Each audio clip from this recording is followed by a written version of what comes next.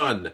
Welcome, my friends. I am here with Chris. He is in the Batcave once again, and we're going to talk about something a little bit different on today's Denial of the Day podcast.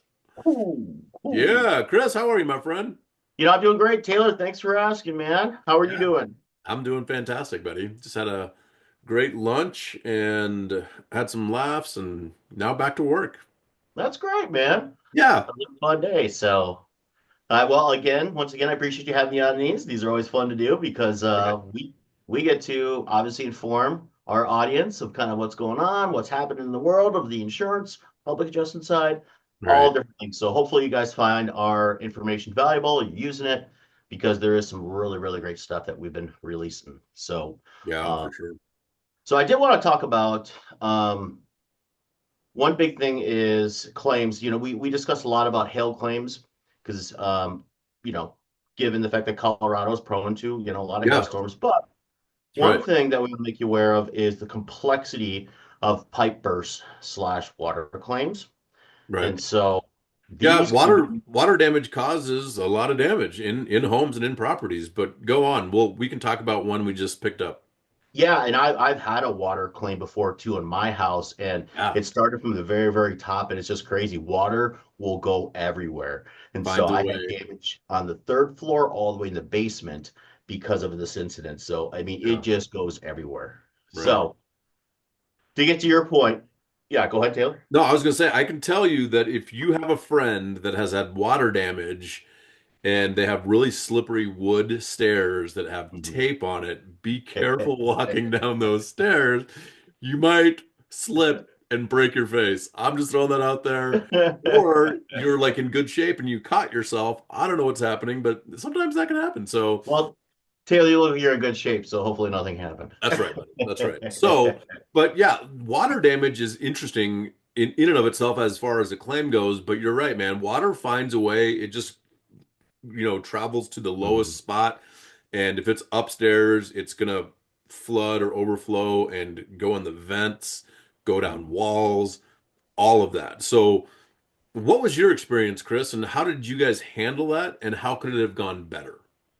Yeah, my experience was, I mean, it was a little crazy because there's so many things thrown at you. Right. Um, the first thing you're gonna do is you're gonna freak out. It's like, whoa, I'm gonna call my agent because obviously I've got water dripping from the ceiling here. Yeah. What do I have to do? So my agent was great. He actually pointed me in the right direction, and linked me up with a restoration company because the first thing you have to do is your duties after loss, which is prevent any future losses, mitigate, Right. any kind of loss on your end. So there's kind of three steps to a water claim, or I should say pipe burst.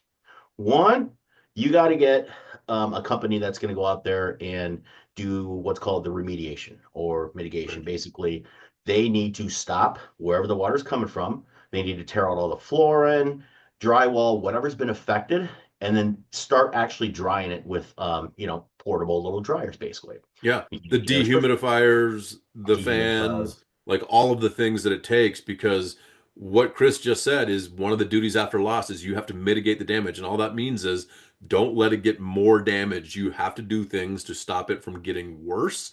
And that's one Mhm. of the first steps that you must take in order to stop it from getting worse and mitigating the damage. So, Chris, Yeah, go on. exactly. And the second part is there's got to be a test done, asbestos test, to make sure that if there is asbestos, then it needs to be removed. So that's a big factor too. And then the third thing is once everything's done with the asbestos, then you got to do the reconstruction. So there's the remediation, Yeah. asbestos, and reconstruction. So it can, just those three alone, it can be complicated and complex. It can draw this out. And the biggest one is the reconstruction because Yeah. a lot of times, you're working with adjusters, they're going to send somebody out there, but it's still nine times out of 10 that desk adjusters that making that decision based off the information that they have. And it's really hard to kind of like fill in, okay, what is truly all the damages on here? They're going to do the best they can, but so many things get missed, so many Right. things. And these estimates take a lot longer to put together than your There, typical. there are so many things that can go into a house. Like when we do exterior, it's siding, windows, roof, and the roofing structure system. And if it's a residential, it's pretty cut and dry. If it's a commercial, it's way more complex. However, It's pretty simple in the respect of that, but inside someone's home, it can be anything and everything. Yeah, It is exactly. the amount of work that goes into creating an estimate that is the encapsulated interior.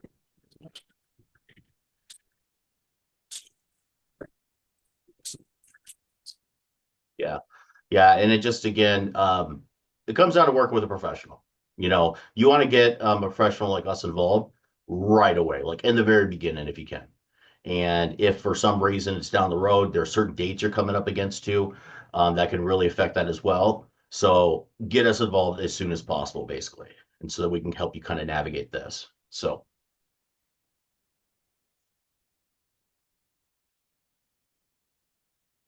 hey, Taylor, can you pause it real quick? You're completely mute. I can't hear anything. Your microphone. So, how was the experience with the insurance company?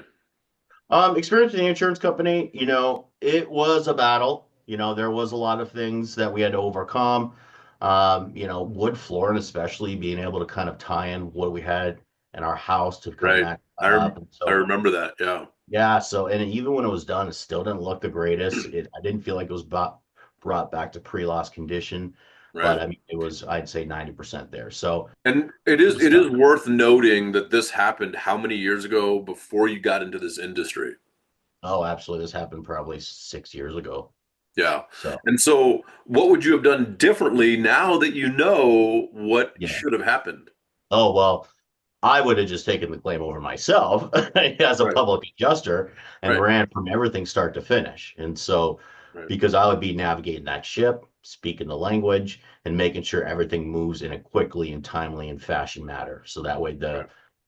results are going to be bringing us back to pre-loss condition as soon as possible. Yeah. So, And dude, isn't it so interesting? I think we had mentioned on a previous podcast, and I've done other videos about it. I had a claim for my roof. I had mhm, lived in the property 15 years. The insurance company didn't know that I was a public adjuster. And I just went through the battle because I needed to fully and like understand what our insureds go through. And it's so crazy. I was thinking in my mind what our insureds tell us all the time. I've been paying my premiums for years. I've never made a claim. How are you guys doing this? Why aren't you paying what's fully and fairly owed? How come you're trying to screw me in the amount that you're going to pay me? And yeah. mine was about a $30,000 difference. And that was about a 60% diminished payment from what they ended up paying because I know how to do this and how to navigate it. And Mhm, that, as far as you, an insured, is what you're getting with our experience. We've both made claims on our properties mhm. and we let the insurance company do what they're supposed to do or lack thereof, and then really understood how we could do it better next time. And so that's how I advise my clients. Hey, this is what you're going to run into. These are the things that are going to happen. This is what I will tell you to do. And we'll just hit every single hurdle that comes along. We'll jump over it together. Absolutely. Absolutely. So, So, come back to us. I mean, this is what we're here for. Get us involved as quickly as you can, if not from the very, very start. But if it is going on later, get us involved ASAP. So, right. BellatorClaims.com. Let us know how we can help you as quickly as possible. As soon as you have a loss, contact us, BellatorClaims.com. bye.